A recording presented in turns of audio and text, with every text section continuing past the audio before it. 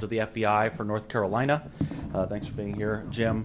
And we're here to announce two things today. The first is that DeCarlos Brown Jr., who we charged with the brutal and random stabbing of Irina Zarutska on Charlotte's right rail system, made his first appearance for his initial appearance in federal court today. I know a lot of you were in the courtroom for that today. He was advised of his rights by a federal judge. He's now in federal custody, and his federal case will move forward according to the federal rules of criminal procedure. We first charged Mr. Brown by criminal complaint. A lot of you were here that day. He was subsequently formally charged by the grand jury in that case with committing an act causing death on a mass transportation system. Since we announced those charges here, Mr. Barnacle and I have met in person with Irina Zarutska's family. They are heartbroken. Our hearts go out to them. We think about them every day. We are committed to justice for her and for her family. And my team and I will not stop until we get justice for her and her family. But we're here to announce the second thing today as well. We're here to announce charges in the more recent second light rail stabbing on the Charlotte light rail system. Today, we filed federal charges against Oscar Solarzano Garcia. Mr. Solarzano Garcia is an illegal immigrant here in the United States. And not only is he illegally here, he has not been deported not just once before, he has twice been deported from the United States before. Now, coming back to the United States after you're deported is a federal crime. And it's a federal crime that doesn't just end in another deportation, it ends in prison time in a United States prison. Mr. Solarzano Garcia has previously been sentenced to 18 months for illegal reentry, but we have charged him again with illegal reentry, and we hope the border is more secure now than it was before. We have also charged him with a crime of violence on a mass transportation system. That's that section 1992A7 of Title 18. It's the same charge that we charged DeCarlos Brown Jr. with for his stabbing on the train. In a minute, Mr. Barnacle will give you a little bit more details about the allegations that we've made and how that crime came to be, at least as we allege it. But I want to say this. Everyone who rides the light rail is a victim of this crime today. People use the light rail because they have disabilities and they can't drive. They use it to get an education, which the expansion to UNCC made extremely accessible. They use it to go to work or to return from work, like Irina Zarutska was. They use it to go about their daily errands, to go to the library, to go to the grocery store. They use it to visit family. And it is extremely important to me that people are not only safe on the light rail, but that they feel safe on the light rail, which is really just as important, because people should be able to go about their lives and enjoy the infrastructure that their tax money paid for without worrying about who's sitting behind them or who's down the rail car. You're probably not going to believe this, but my Christmas card last year was actually a picture of my family on the light rail. And the reason is because we took the light rail to Lowe's and we got a Christmas tree and we got on the light rail and took it home. And it was this great family moment because we ran into all these people. Everyone said, oh, you got your tree. It was this community moment that we have in Charlotte a lot. That's part of what makes Charlotte what it is this community that loves the city and enjoys what we have built here. Now this year I went to the same Lowe's to get my Christmas tree, but I brought a pickup truck this time. I did not ride the light rail, and that makes me sad. It makes me sad because you learn a lot on the light rail. I have a 4-year-old daughter.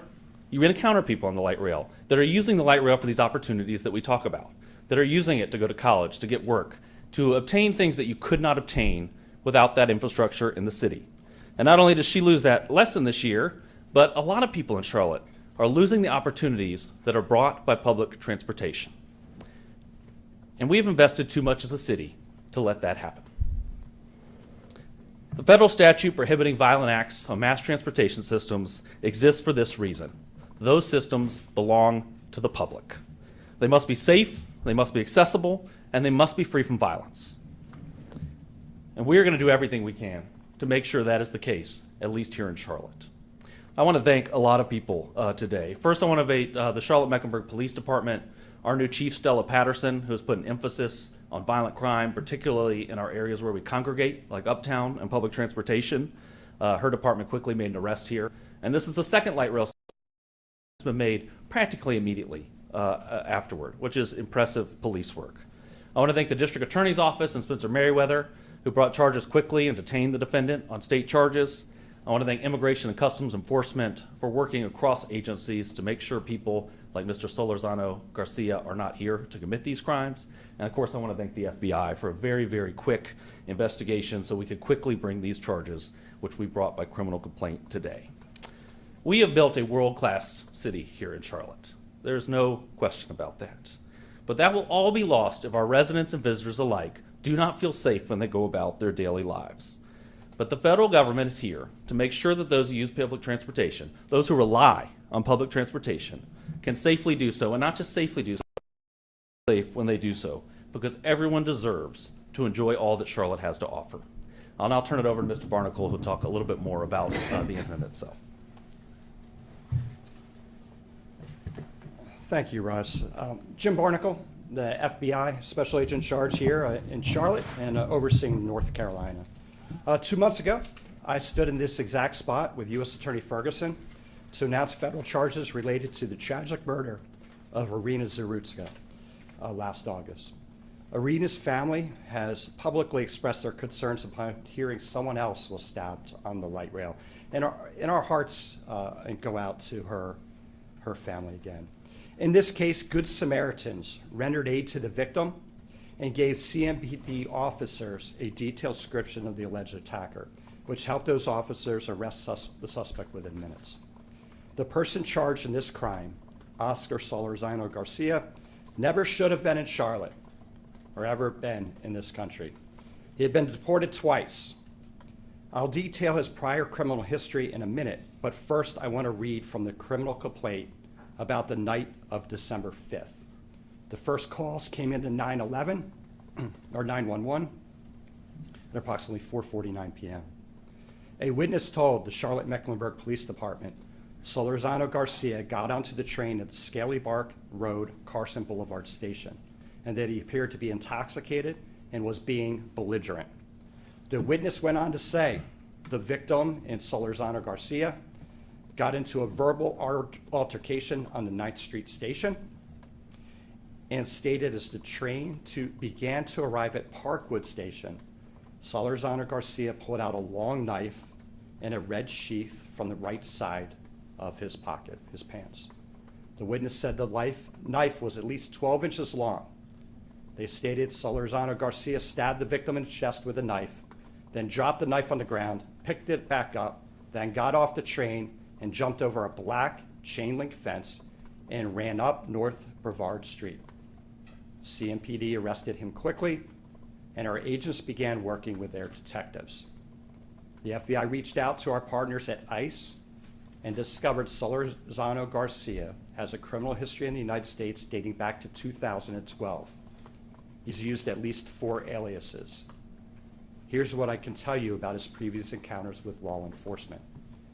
In March of 2012, he was arrested by the Union City Police Department in New Jersey, convicted of robbery. In July of 2016, he was arrested by the Hillsborough County Sheriff's Office in Florida for aggravated battery with a deadly weapon. Multiple police reports say he stabbed a victim multiple times with a knife. As in the United States of America in March of 2018, just by U.S. Border Protection illegal reentry in the Southern District of Texas. Sentenced to 8 months in federal prison. Police. He was out of Alexandria. We're still working with and we're time back where he States lived in believe we came talk a minute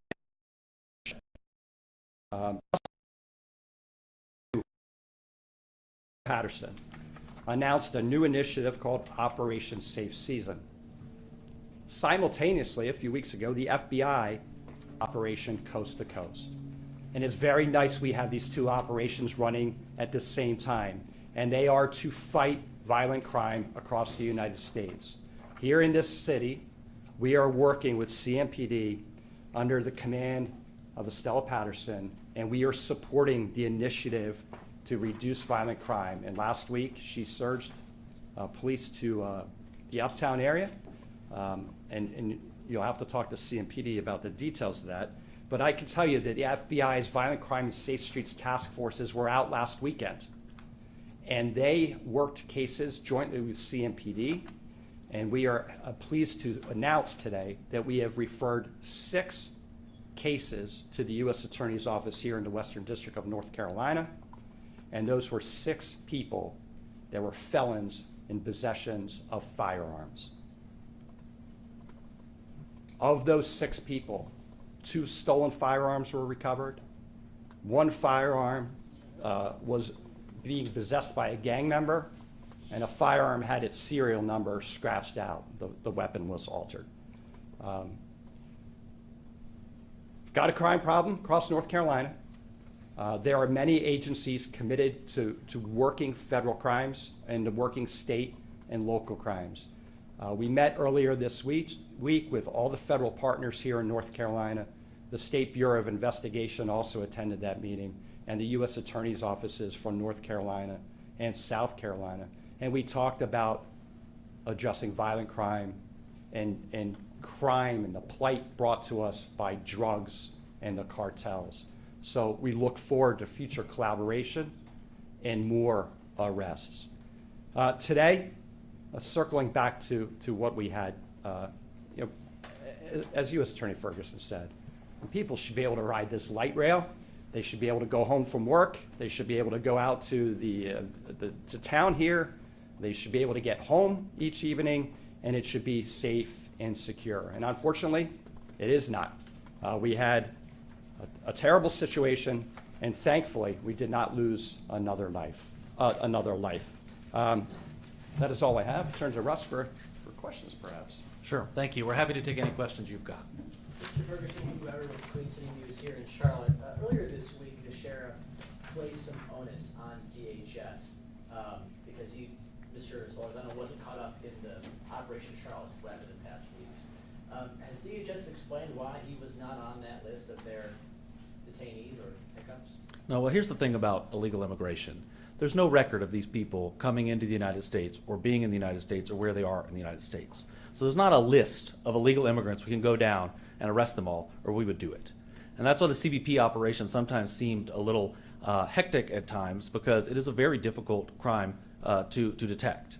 And they didn't get Mr. Solarzano Garcia, but I certainly wish that they had, because we would have saved a very, very bad incident here. Russ Hunter here Hey, with Hunter. Channel 9.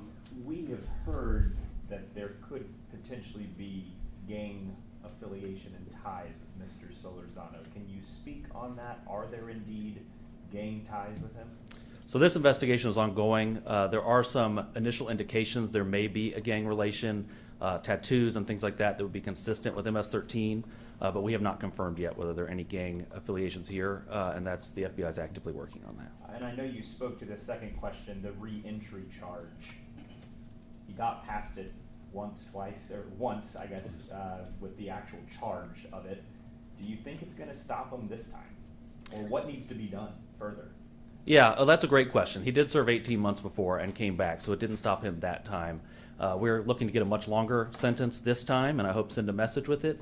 The other thing is the border is much more secure than it used to be, and so at the end of his sentence, he will be deported, and if that border security remains, we are more confident that he will not re-enter the United States. Casey Jones with Hey, Casey. WCCD. So this is the second person charged with violence on mass transportation here in Charlotte, maybe in the last 100 days. So do you think it's time for city leaders to look at maybe closing the transit system, you know, adding more barriers, more security for safety? Yeah, I mean, it's above my pay grade on what to do as far as transit goes. I think transit has to be accessible to people. We have to have the trains, we have to have the buses. People rely on it to get to the grocery store, to get to work, to get to education. We have to have it. Should it be more secure? Absolutely, I think so. Whatever we're doing now is not working. We've had 2 stabbings, 1 fatal, and that's in addition to a bunch of other more minor crimes, relatively minor crimes that happen on the light rail every day. And we've seen reports of people riding the light rail back and forth, using it as a mobile shelter. And I suspect a lot of those people are people that can't get into the homeless shelter or have been kicked out of the homeless shelter. So it's people that you really don't want on your transit system. Some of those people are banned from the transit system and still ride the transit system, as we suspect this defendant here was. So some enforcement on those as trespasses and keeping the really bad actors off the transit system would be helpful. I think enforcing tickets would be helpful and would probably pay for itself with the extra revenue if everyone's buying tickets. So I do think there are things that can be done, and I hope our city leaders are looking at that and will do it, and I hope when voters go to the polls, they will hold them accountable to do that. Chloe from Spectrum News, you just mentioned that you're seeking a longer sentence than the 18 months. What kind of sentence are you looking for? Yeah, so we have 2 charges here. It's the illegal reentry charge as well as the 1992 violence on a train charge. And at the end of the day, a judge will assess and determine the sentence based on a variety of factors, which includes criminal history, which will drive a sentence, as well as other factors specific to this defendant. The statutory maximum for the 1992 charge is life in prison. So that's what he is facing. Yeah. Russ, your office often deals with the victims and their families in these 2 cases and other cases. What is it that city leaders or city officials who say they are trying to solve a problem on our light rail system, what is it that they may not be grasping of the impact that it is clearly having on citizens here? Yeah, I mean, that's a great question. I think people are really starting to see the issue, but I think it's that these are not discrete crimes. And we have tremendous violence in this city, sadly, and there are violent acts all over the city. But when they happen on a closed-in rail car with closed doors where you cannot get off, that is a terrifying situation, and it's driving people not to use the infrastructure that as citizens they pay for. And I hope that that's what they're taking from this, is that we've got to do something because citizens are entitled to use that train and feel safe doing it. And so I hope that's the message they're taking. Russ, when it comes to public transit, it's not just the light rail system that has a safety problem. We know that there's, you know, assaults and stabbings on the bus systems all the time, even shootings. There's been fatal shootings. So can we expect the federal government to take the same kind of tough stance on the bus system that they've been taking on the light rail system? Yeah, thank you for the question, Casey. And it's not just the bus system, it's the special transportation system that handicapped individuals use as well. And yes, we're concerned about the whole system. And we have evaluated cases on the bus before, and some of those cases have different facts and have not been able to bring charges in them. But listen, if you are riding public transportation, I don't care if it's a bus, I don't care if it is a train, I don't care if it's a special transportation vehicle, I don't care if it's a stop. We are going to look at that case and we're going to hold you accountable at the federal level because it's not working at the state level. And so buses are no different to me. Buses are a little better because you can stop the bus and open the door and let people off. You know, in this case, the doors were closed and Mr. Solarzano Garcia was on the train with those people for minutes. And thankfully, he didn't do any other violent acts. But this is the second. I really terrifies me to think about what the third could be. Russ, do you think, Katie Soul of WBTV, Hey, Katie. do you think there needs to be stricter weapons enforcement, more security? We were out talking with riders this week who said the CATS contract on a marketing firm they feel should have been put towards tighter security enforcement, whether that's more officers or some sort of screening. What do you think needs to be done to stop people from walking on the light rail with an alleged 12-inch knife? Yeah, no, I totally agree. I mean, the light rail sells itself. I don't think we need a PR system to sell the light rail. It has been a tremendous success in Charlotte. It will not sell itself, and no PR firm in the world will sell it if people don't feel safe riding it. So I absolutely think we need stepped up security. We need people looking for people who've been banned before. If you've been banned from the light rail, you've been banned for a reason.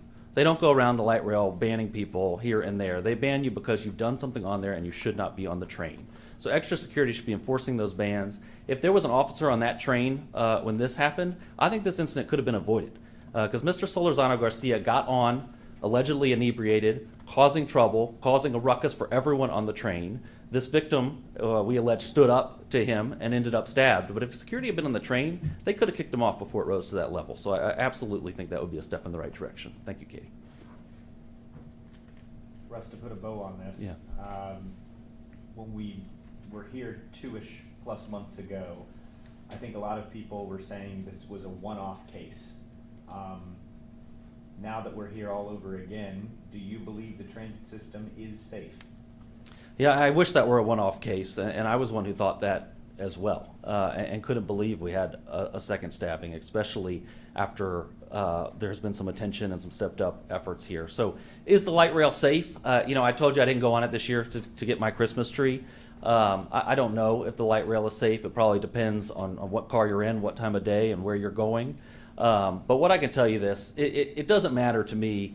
It matters, but what matters more than if the light rail is safe is if the light rail feels safe. Because safety is one thing, but if you don't feel safe riding the train, going to the train, getting on the train, you're not going to ride the train. And that is a whole lot of infrastructure we have invested in for nothing. And I don't think the light rail feels safe at this moment, but that's why we're doing this. That's why we're bringing these charges. We want people to feel safe on the train, and we are not going to rest until they do. Jim, I have a quick question with the 6 arrests, if you don't mind. Can you just expand on, were all of those arrests from the weekend in Uptown during that operation? Yes, so CMPD had an operation in Uptown of arrests that they made. 6 were adopted for federal prosecution. So the FBI had a half dozen agents out this weekend as part of our support for the operation. We also had task force officers out. And so we're looking as the local police, CMPD in this case, identify crime. They do whatever they believe. They make arrests. They made all kinds of arrests, whether it was DUI, but some things elevated to a higher level, and felons were identified possessing of firearms. So those are the cases we're looking to adopt, right? Where there's a possibility of a federal charge. As you know, the majority of criminal activity is a violation of state law, but is not a violation of federal law. And so where we can come in is felons in possession of a weapon. That is illegal. We can work that. Gangbangers, if they're part of a gang, we can work that. Transnational organized criminals, cartels, and then mass murder. And thank God we don't have any of those. But those are the federal crimes. So yes, all 6 were in Uptown, all felons in possession, and some were a little worse than others. And we have turned those over to the Western District, and then it is now out of our hands. Western District will make charging decisions on those. Special Agent Barnacle, you have your agents out on the streets. A lot of people say that they don't feel safe in Uptown. What message do you want to send to the citizens about what you all are doing, and a message to criminals too? Yeah, so our job at the FBI, our mission, is to uphold the Constitution and protect the American people. So that is what we are out doing. We are going to support local and state law enforcement. In some cases, we're going to supplement. We do not have enough agents or enough resources to work every single case that happens. So we're going to prioritize cases, and we're going to look for areas where there's hot spots, there's crime problems, there's gang problems. We're going to have initiatives where we go and we focus on certain crime problems. So our coast-to-coast initiative is focusing on violent crime across the United States, but here in this state, we're looking at the urban areas and some of the more country areas where we're seeing gangs and we're seeing an increase in violent crime. We're going out, we're working with state and local police. So basically, your FBI is committed to identifying criminals, conducting logical investigations, making arrests, and referring these cases for federal prosecution. And the idea behind federal prosecution is the sentences are stiff, that bad guys go away for a long time. What we see at the state level, not just in North Carolina, but we see people go in to the system and they're back out on the street, sometimes the same day, sometimes within a few days, or very short sentences. And guess what? They're gonna repeat the crime. They're recidivist criminals. When we have 6 felons in possession, they've already been convicted. They already know they're not allowed to carry a weapon, but here they are doing it time and again. And just for clarification, for the charge that Mr. Solarzano faced in Hillsborough County for the aggravated assault with a deadly weapon, was he convicted of that and served time for that, or was it the time for the illegal reentry? So, separate. Okay. So he served time for the illegal reentry. The Hillsborough, we know he was deported. After that, we don't know the status of whether he was convicted or not. Okay. So we're still looking into that. Couple more questions. I just have, mine's sort of a clarification question on this too. I see where there's ICE numbers, FBI numbers for New Jersey, Florida, North Carolina. Is the North Carolina number this case specifically, or does he have other instances where there's been run-ins with him in the state of North Carolina previous to this? It's this case specifically. Anything else? Well, thank you guys so much for covering this, for being here. I really appreciate it. The media plays a huge role in making people feel safe again on the light rail, and that's what we're here to do, so I really appreciate it. Thank you.